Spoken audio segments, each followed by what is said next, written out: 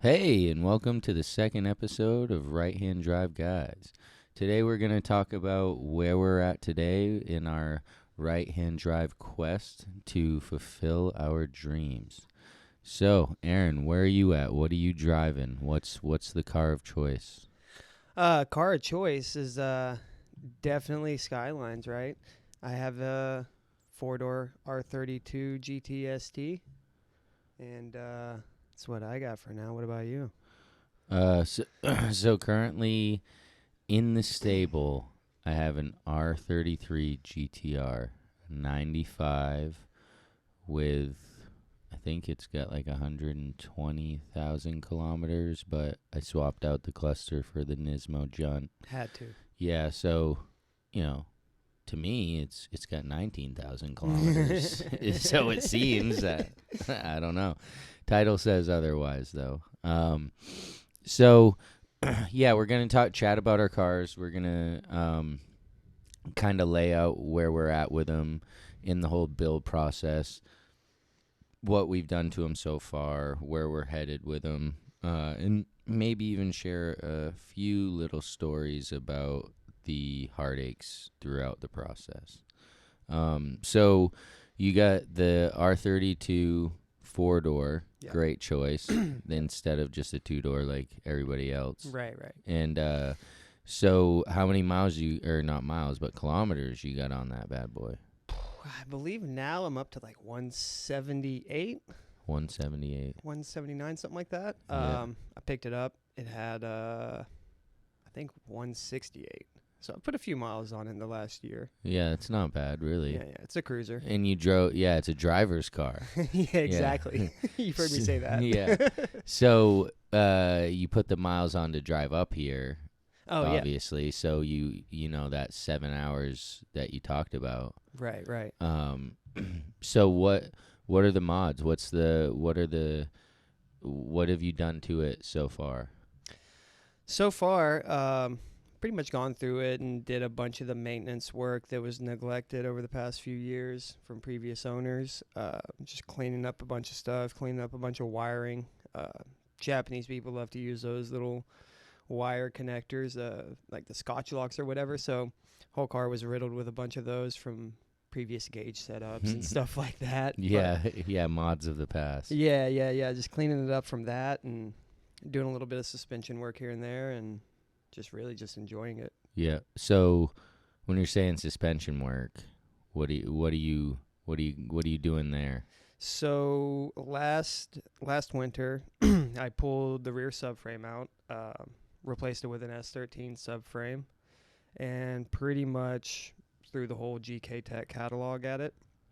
I did the reinforcements, all the arms, lower control arms, upper control arms, traction rods, all that. Got rid of the Hikis. Yeah, that was pretty much it. It has a decent set of coilovers on it that came with it, so I haven't really swapped those out yet, but definitely just replacing all the old arms and tightening it up a bit. Getting everything ready to handle those corners. Oh, yeah. So what's the purpose of the S13 subframe? So it deletes the Hikis.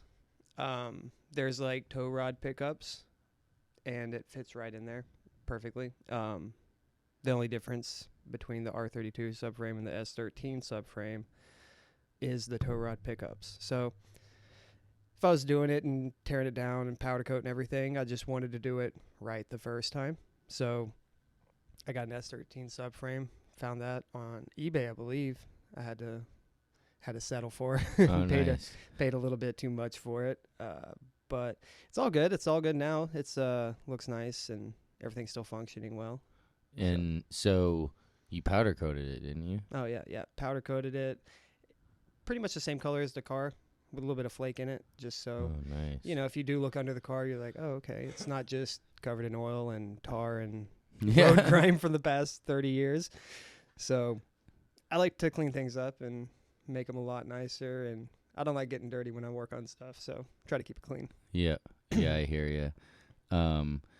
So suspension. What about the motor? You do anything there yet, or? Haven't really touched the motor much. The previous owner had said he like did a head gasket and stuff like that, as well as replaced the turbo with some Chinese garbage. some Chinese spinny wheel. Yeah, exactly. So he did that, and he also had a ECU Master standalone installed and tuned. Where do you ECU Master? What's that? I'm not super familiar with a ton of different standalones, but is that something that's popular and you have access to tuners, or something that's more of a challenge? It's pretty popular. There's a lot of people that do use it and like do support it, but I haven't really been able to find anyone in the Northeast to be able to like really get into it. But it's just one of those things. You just got to find that one person that does know and that can help you, but haven't found them yet. Right. So in other words, you bought a laptop from Best Buy and have trying to been figuring it out yourself. Yes, exactly. And honestly, whenever I went through, I did find a couple of issues with the previous tune, whether it be like the sensor calibration and stuff like that. I changed that up a little bit and made the car idle a lot better and run a lot better, but haven't really tried any tuning yet. Right. Yeah. I mean, that's obviously scary. Something that if you make a mistake, you're in trouble. Oh, like yeah. if you whatever adjust the air fuel incorrectly or the timing, and all of a sudden, yeah, Right, you exactly. got bigger issues. Yeah, exactly. That's one of those things I'm like, I might get my feet wet with it in a bit, but not rushing to, because the car runs and drives fine right now. So I'm really just enjoying it while I can until something major might happen, or that's when I'll find that person and be able to tune it correctly. Right? No quicker way to a 26 swap than tuning the car yourself. Exactly. Yeah, I hear you. That's cool. So would you say, and you got any exterior stuff? I know you've been playing with some wheels, and you did some funky tint. Yeah. So last year, whenever I did all the suspension work and stuff, I put on a set of the 5 Ziggin FN01 RCs that I've had since way back in the day when I had 240s and stuff. So I put a set of those on it. It looked nice. They were just a little bit too big, a little bit too aggressive.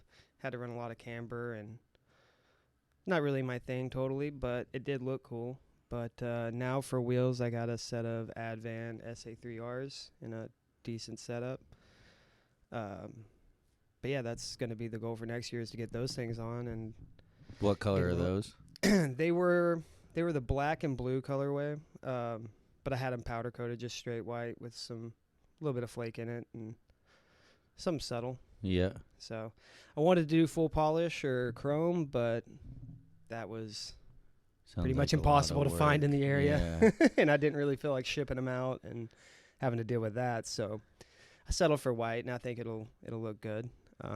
As far as you just get to see those yesterday or something, didn't you? Yeah. I went by the powder coaters yesterday, and he had the center caps and stuff sprayed out and ready, already done. So checked those out. Everything looked awesome. So thinking a couple more weeks at most, and I'll have those back on. Yeah, sometimes I know things like that end up taking a little longer than you expect, but when the final product comes out, it's generally, you forget all that time that you had to wait. Right. Because you're more focused on getting now them on. It's sick, yeah. And now looking at it, you're like, about time, but, yeah, It is what it is, right? So would you say that would complete, what you kind of got done to the car? Oh no, you got a rear diff in there or something, don't you? Yeah, that actually came with the car, and the previous owner didn't even know it had it in there, but it has a cause two-way, and I actually found like the I don't know what you would call it, I guess a manufacturer sticker on the diff, and had a date from like 2001 or something like that. I was like, holy cow. Decent. Yeah, it's been there a while. And then over 20 years. Yeah. And whenever I got the car VX, after I got the car VX on it. And good time to get it after you get the car. Yeah, after I get the car, where I'm like, what's up with this thing? What does it have? But actually found it on there, and it was on the auction sheet from. Oh, the diff was on. Yeah, there? yeah, Oh, the that's diff and a sweet. couple other small things was on the auction sheet from, whatever, 10 years ago, I guess, whenever it was at auction and shipped over. Which is wild to think about. It's new to you, but it's not even new to the States. Yeah, yeah, it's crazy. It's been Been over here. for a bit. Yeah. Yeah, Car VX is sweet. If anybody's ever looking to get, a right-hand drive car, whether it is already here in the States or you're looking in Japan, Car VX is basically like a Carfax for Right. Japanese Anything cars. that goes through the auctions shows up on that site. Yeah, and sometimes more, in the sense of like the R34 that I just got has a Car VX, but I don't think it went to the auction. There was no auction sheet. There was Right. all of the registration info and all of that stuff. Yeah, that's pretty cool. So, I mean, I think even if you're not necessarily getting an auction car, it could still kind of give you a little bit of, kind of info on Right. what you're working with. Like, Yeah. is this truly a one owner? Right. Has the odometer been screwed with? Like, just some of that little stuff. So if anybody's ever, trying to get into the Japanese car thing, definitely Car VX, and then they'll also translate it for you so that you're not just looking at a bunch of scribbles being like, okay. Right, right. Yeah. Seeing like maybe like HKS on there or Gretty or something like that. Like the words, yeah. Yeah, and so when I got my R33, I didn't really know about Car VX. Like, really? Like, it wasn't until after I had already sent the money that we looked into it, and we found a few things that were semi-concerning for a first-time, like, GTR buyer. Like I said in the previous episode, I did get it for about 40, and so at that time, I felt like it was a decent risk. And looking at the Car VX after, we quickly realized the car definitely was silver prior, and it did have some, damage in the rear quarter and stuff like that. So, again, I never would have known any of that if I hadn't have just, Right. paid it's not even a lot. It's like $40, I think, tops. $40 is a great investment prior to spending $40,000 if you know about it. So, yeah, so my setup on my 33 GTR, I'm coming up on 2 years, or no, I just passed 2 years of ownership, so I've had a little bit more time to put, some effort into the car. I started out by kind of stripping it down and finding any OEM parts that I could replace, whether it was the badges, the seals, just different items that were easily, acquired. Right. All that stuff that gets beat over time. Yeah, like you said, the maintenance stuff, you're getting this car from an importer. They're putting the least amount into it because they need to get their money back. Right. And so when you're an enthusiast like we are, you get the car, and some people would just be happy, right? Like I got a 4-door R32, or I got an R33 GTR. Like, I just want to drive this thing. Right. But guys like us are looking at it like, I need to recondition this thing. Right. I can't handle this cracked weather stripping. Right. I don't want this door card falling off. I don't want, these different things that maybe some people would just ignore because they're just happy enough having the car. But guys like us, like that next level of enthusiast, want it to look and perform OEM or better, OEM plus, right? Like and so restoring to former glory. Right, exactly. And even if it is some of those little things like, windshield washer fluid nozzles, just little things that like bring it back to that former glory. So that's kind of what I did. I went through it that first year or first winter and really replaced some of those items. And so after that, the following, I drove it, and, it was awesome. It's an R33 GTR, but it's not, like, insanely powerful or crazy, fast, So I sent it away to Sissio Performance in Virginia and had them do a bunch of different stuff: oil pump, water pump, timing belt, V-cam, new HKS turbos, the full, Nismo intercooler piping and intercooler, and then an AEM standalone.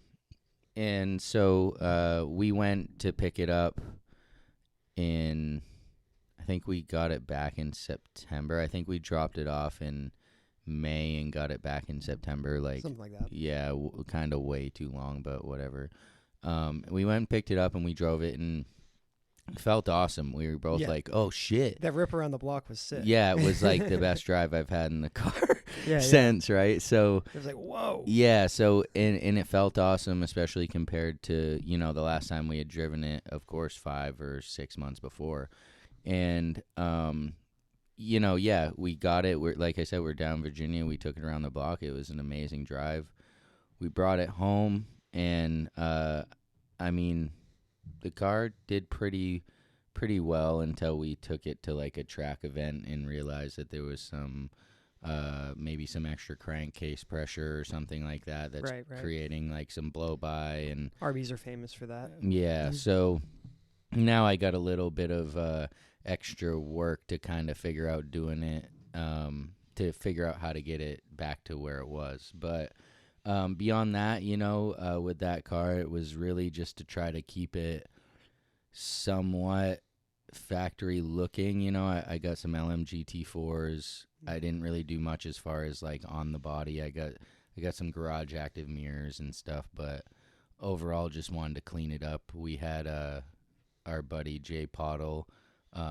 He came and he polished up my car. He did yours also. Oh yeah, right? It was a completely different car after that. Yeah, so, and that's a big thing, just kind of correcting that paint and getting some ceramic coat on there to protect the paint. Even if it's a garage queen, just that dust will wipe right off, as opposed to actually having to truly clean the car. Right. So overall, yeah, I'm kind of done with that car beyond just kind of getting the motor back to its like supreme health. Otherwise, maybe a few little accents or something, but I think that's gonna be the extent of kind of the money I put into that car for sure. You got bigger fish to fry. Yeah, got bigger fish to fry, but none of them are here. I gotta save my money for them. So how did you get your car? Like, what was the deal with it? Like, how do you get an R32 4-door? Well, for me, it was getting on Marketplace, because that was kind of the place to go to really try to find one up in this area. I didn't really want to get one from an importer because they tax you a little bit. Yeah, you pay the tax. Yeah. So kind of want to buy one off of individual. So was searching on Marketplace for a while and found a few that caught my eye, but there was one in particular. It had been completely resprayed. It had, the rear had been cut and coupe taillights were put on rather than like the 4-door taillights that are a little different looking. But this is the car that you have. Yeah. This is actually the car that I ended up buying. So okay. It was in New Jersey, about 7 hours away or so. But I talked to the guy and he seemed confident in it and gave me all the info I wanted, told me everything I wanted to hear pretty much. Of course, yeah. Yeah. So a couple days later, I had booked a flight to Philadelphia, one way. How far from Philly was it? It was about, I think it was about 40 minutes from Philadelphia. So flew into Philadelphia, got an Uber to the guy's house. Nice. There's no going back at that point. Yeah, no. Yeah, especially when we pulled up and he had the car in the driveway, like running. Yeah. Just jumped it for you, brother. Right. No, I mean it was pretty clean. Like I saw it, and as soon as I saw it, I was like, this is it. Like this guy has my money already, pretty much. So we took it for a test drive around the block, and everything worked and made some cool noises. And once that dump opened up. You're like, yeah. It was first time driving a turbo car, or even really a 5-speed for, pretty good while. I haven't had like a car like that in a long time. So just getting back in it and driving it, I was like, oh, wow, this is cool. So we got back to his house, gave him the cash, and then I was on my way, pretty much going from New Jersey up here to Maine. It's about a 7-hour drive. And yeah, I didn't realize it at the point, but I had to drive through New York and like New York City. Oh, wow. Yeah, it was a mess. So you fly into Philly, guy has you over there in Teterboro, New Jersey, and you give him the money, and he says, see ya. Yeah, pretty much. And I obviously didn't drive down. I didn't have a truck and trailer, nothing like that. And I planned on driving it back. Asked the guy for his, see if he would let me borrow his tag, and I mail it back to him. And he was like, "No, bro, no way, dude. That's my dad's. He would kill me." And I'm like, "What? Come on." Like, your dad's tag? Like, yeah. Whose car is this? Are you selling your dad's car? What's going on? Are they out of town? What's going on? Yeah. Yeah. So he doesn't let you take the tag. So you're driving 7 hours, no tags. Yep. In R32. Wow. Yeah. Must have Loud been hard exhaust. to pull your balls out of that seat when she got home, huh? Huge. Driving through New York City, no tags. Like, yeah, it was a little sketchy. I didn't think it was that big of a deal, but then whatever, we got to the George Washington Bridge, and that's like whatever, a $15 toll or something like that. And I was like, okay, cool, I'll pay the toll. But they don't have toll booths, so just had to sneak past that and just hope a cop wasn't anywhere in the vicinity to see me drive through without no tag. Who's this jerk in this mail car driving on the wrong? Yeah. Seriously. So, but yeah, I made it back safe and sound and no issues. It was definitely an adventure. Yeah, I bet you were kissing the ground by the time you got back. Like, whew, didn't have to do a motor swap in the middle of the... Nah, none of that, And it was just cool, getting acquainted with the car on that drive and just... figuring it out. Yeah, and feeling so nostalgic from 10, 15 years ago when I was into 240s and stuff. It was has the same smells and the same sounds and just getting right back into it. It really... The Japanese skinny cigarette smell. Yeah, exactly.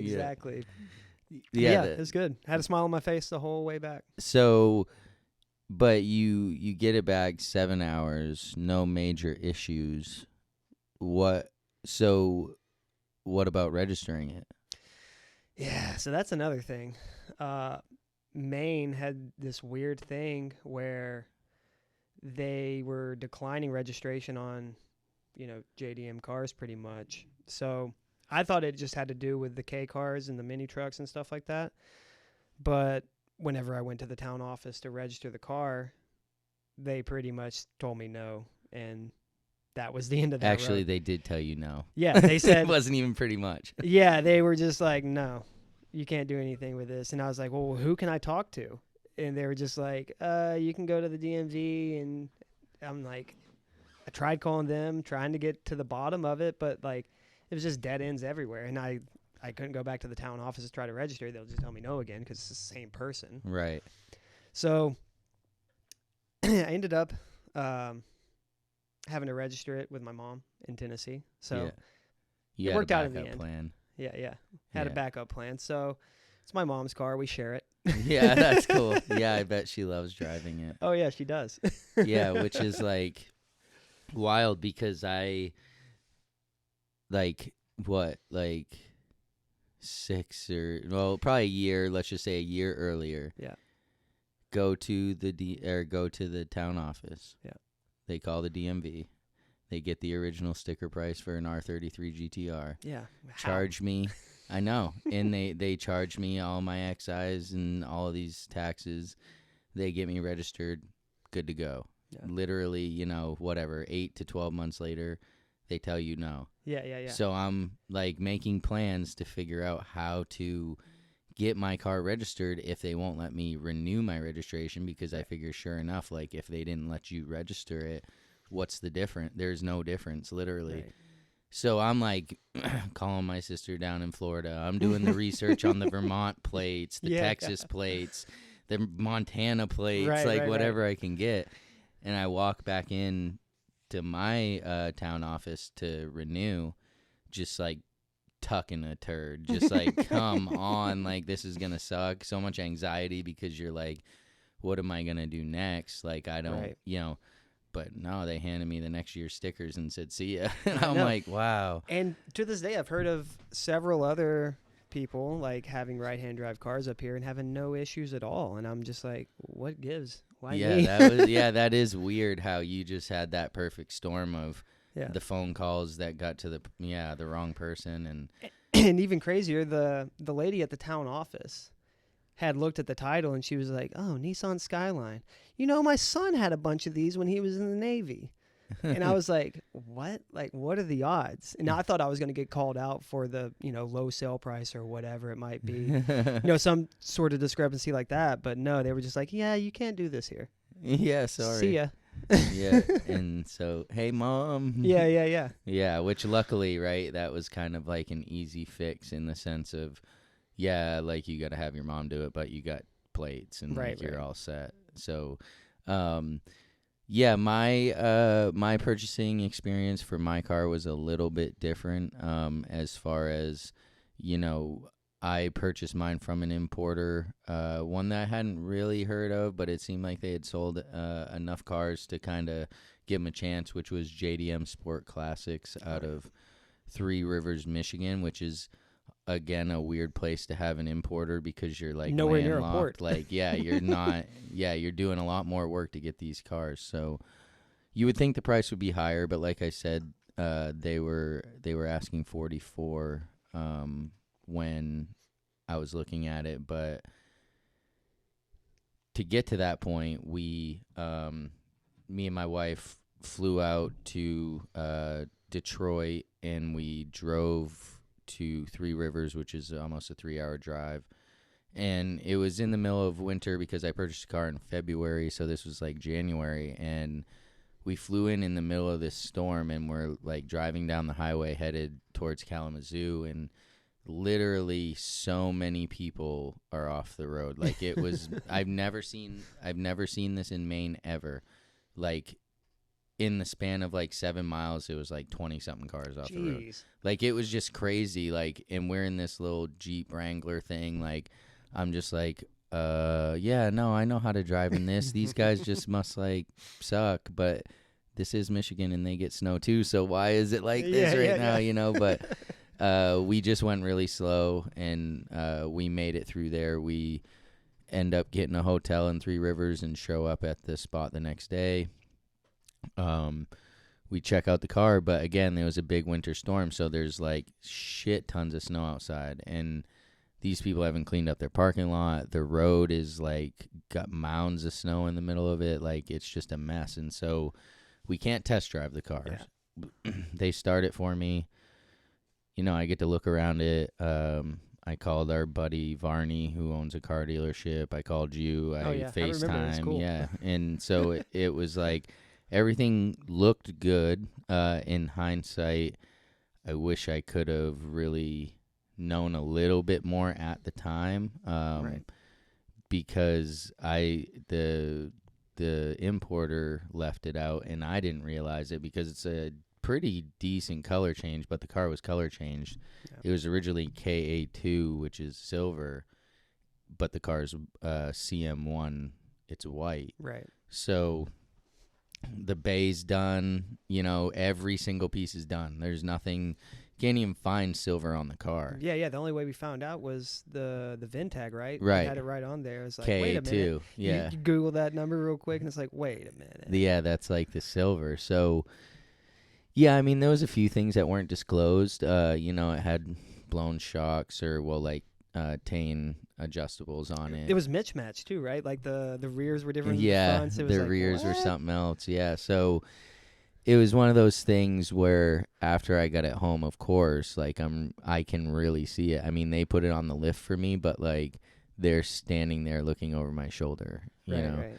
And so, anyways, I end up getting the car for $40 because of these issues and the fact that they weren't disclosed. Right. So they refunded me $4,000, which is like kind of unheard of. That's why I can't really speak too ill of them, because they were willing to make it right in the best way possible. Right. For the circumstance. They just didn't have a clue what they had, really. Yeah, after like really looking at them, like that's probably one of 4 or 5 GTRs they've even ever had. Right. A lot of the key cars, a lot of the Hiluxes and stuff like that. Right. So basically the guy was like this super Irish guy. He was like legit Irish, and the story is that his dad owns the biggest importing company in Ireland, and he grew up doing the business with him, and he had met this American woman who became his wife, and so he moved over here to Michigan, and his dad helped him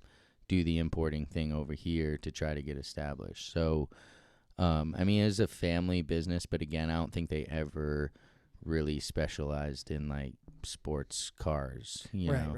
Right. So yeah, I purchased it from them. They helped me get some shipping, and then when it showed up, I still haven't even driven it. Like, I still haven't driven it. I don't really know how it runs. Right. And it's still snowing here. So guy brings it in an enclosed trailer. It starts. We back it out, pull it in the driveway into the garage, and literally still don't even know. Yeah. Just start taking it apart because I'm not driving it on the salty roads. So at that point, now it's in my possession, and I've got, one of the dream cars, whether it like runs great or not, or pulls under boost or whatever. I have no clue. Turns out it did. It ran great. It was awesome for like what it was, Yeah. But yeah, that's kind of like how I got it, so to speak. It wasn't quite as like, I would say, daring as the way that you had to get yours, get dropped off by an Uber and just pray. I mean, it was, kind of the same type of situation. But Right. when I sold my R35 GTR, a guy got an Uber all the way from Massachusetts to buy the car. Wow. Yeah, so like you thought you were committed. Yeah. This guy got an Uber all the way from Mass. Right. Like, you 3 at least hours, were 4 just hours. a flight away. He and he has the Uber guy drop him off, Yeah. and the Uber leaves. No taking him back. Yeah. It was some Uber guy from New Hampshire that drove to Mass to drive this guy to Maine. I can't imagine the ticket on that, but this dude jumps in my R35 with fucking bald ass tires and fucking never hear from him again, dude. Gave me cash and left, and I was like, Nice. all right. So what do you have planned for the future for the R32? So right now, I've got a bunch of parts for the front end, to redo all the front end suspension stuff. Again, I went with the GK Tech catalog pretty much, and got the whole knuckle kit, the upper control arms, the lower control arms, tension rods, all that. So that'll be cool to replace all that, and then all the suspension will be completely refreshed and nice. Not really sure what I'm going to do with the outside yet. Definitely want to respray it the same color just to kind of refresh it. Maybe add some flake into the paint or something like that. But Find any Japanese body work that you don't know about? yeah, yeah. I'm sure we'll find some of that whenever we start sanding it and get up under it. And so, if it is too bad, if there is like a quarter full of Bondo or whatever, I got a wide body kit to go on it if I need it. So if I need it, if I need guy's it, got a wide body on deck in case he might happen to need it. Yeah, because you never know. I mean, with these old cars, you start getting under the paint and seeing what's under there. You're gonna be like, holy cow! Gets scary. Right. But for me, it's a driver's car, so I don't mind cutting quarters and putting the wide body on and making it like that. So that's a definite advantage of purchasing a car that is more realistic in the sense of it's not this GTR that like you're scared to cut the quarter panels, right? Right. You're scared to like ruin this like virginness of this car. Right. Like with something that's a little more plentiful, it's like, well, you know what, I can do this, and I feel like the result a lot of times is more dramatic creativity when it comes to the styling of the you car. can really do what you want without being scared, I guess, to lose Right. value in it or whatever it might Right. be. And in this case, the rear has already been cut to have the coupe taillights and all that. So, yeah, I'm just basically waiting to see what I find under there. But, yeah, I mean, for the future, it's pretty much just trying to clean up the outside. I got a different hood to go on it. Looking for front bumper and side skirts. Currently, it's got like the GTR front end and Type M side skirts, but probably going to find something a little more aggressive just to change up the look a little bit. Bomex body kit. Yes. Right from back in the day, the big catfish one. Yeah. The Black Widow. The Black Widow. the favorite page of all your favorite magazines. Yes, dude, the body kit page. Yeah, dude. No, that's how I picked out what, like, the list of my first cars that I wanted was by the body kits that were available in the back of the magazine. Dude, you remember like the was it the Evo 3 style body kit that was super popular with the fog lights that no one ever got the fog lights for? Yeah. It's just two huge holes. Yeah, Classic. no, your buddy had that on his Civic, the Evo 3 body kit on his Civic. You're like, all right, dude. With the one Lambo door. Yeah, because he could only afford the one hinge. Right. That's dope.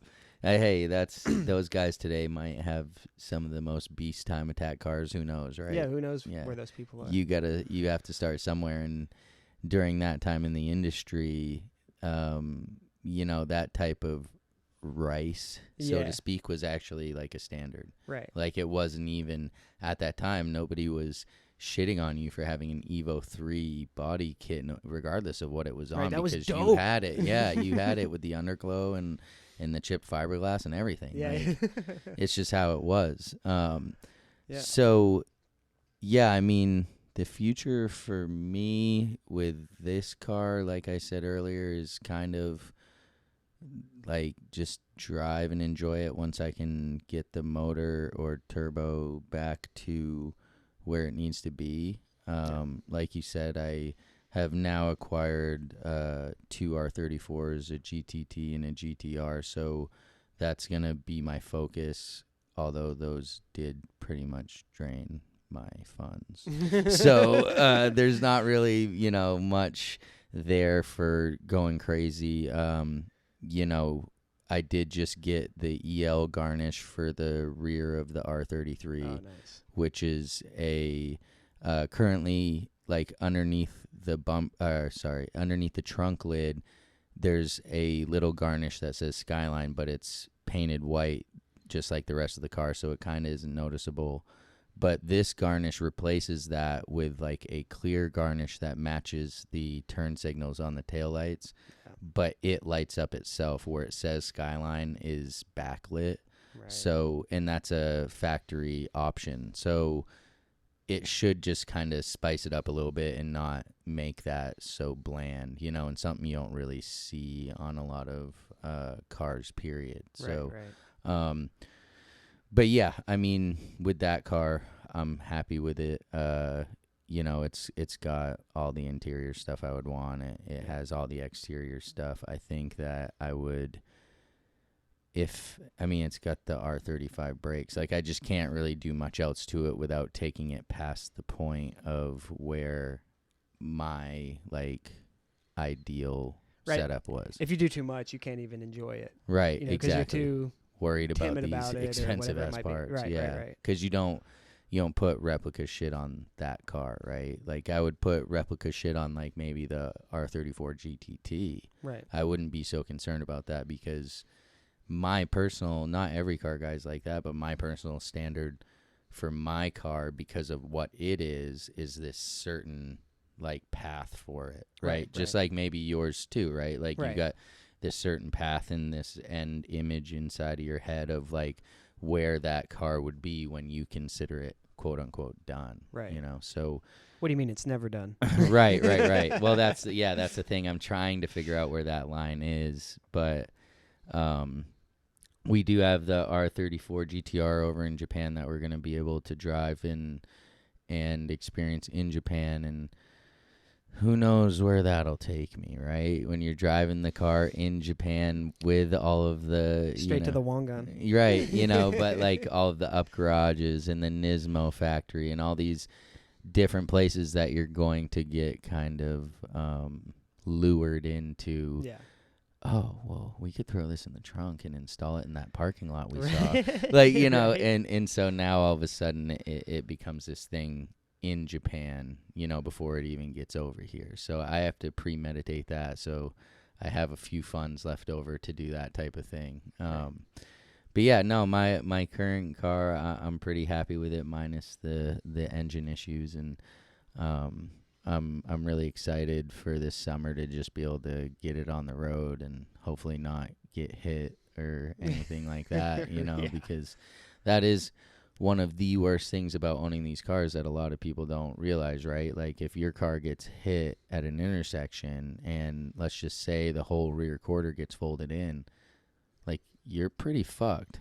Like you're definitely upset, to Right, say the right, right. least, because that part isn't over at, you know, the local dealership. You Right, know, no that way. part's probably not even in America. Right. So, like, now Maybe what? not even made anymore. Some of these Right. things, like, And maybe it's got to be a repair if it's repairable. And, like, the person who hit your car had no clue that they were about to hit a No fucking clue. JDM car. no, they hit a 90s shitbox. Right, exactly. That's kind of what they think. They just hit this old ass car, but in reality, like the heartache and the stress that will cause the car owner, you, is like unrelatable to that person. They can't Yeah. even understand. They're like, Right. dude, what's the problem? Why are you freaking out? Right. Well, dude, this is my pride and joy that I've literally worked for since I was a teenager, and you just crushed it by running a stop sign. Right. Yeah. So that's whenever we leave the driveway, we know that there is this inherent risk of losing what we worked so hard for, or at least having a major setback. And then beyond that, the insurance carrier for them, Yeah. they're like, wait, what? What do you mean? You know, like an R33 GTR, let's just say, goes for today $65,000, right? Yeah. They're like, hold on. This is a Why? 1995. Nissan. Is this even legal here? Yeah. Like, you know, and so now it's this thing where you're in this like litigation with this insurance company because they're like, this is a $8,500 car, and you're like, no, this is a $65,000 car. Yeah. And you know, how is that? Because of the market? Like, where does that even go from there? I personally Right. don't know. I've never been involved with it, and knock on wood, hopefully I never am, you Right. know, but I can just imagine there have been a few guys that have had to go through Oh, I'm sure. some pretty sad moments with that type of thing. Oh, yeah. I'm sure. So I think this pretty much concludes, unless you got anything else about your car. I think this concludes the second episode. Yeah, I think I'm pretty good on it. Yeah, we just wanted to kind of give you guys an outlook into where we're at now in like our automotive journey. As far as the cars that we have a few other episodes coming up with some new topics, and we'll be going over the garage that we just built and the purpose for that and how we're going to incorporate it into our car lifestyle and probably this podcast. So we appreciate you guys listening. Definitely tell your friends, tell your family about the Right Hand Drive guys. Yeah. Yeah, Check us out. because we're going to keep making the content and keep bringing you the best that we got. For now, peace. See ya.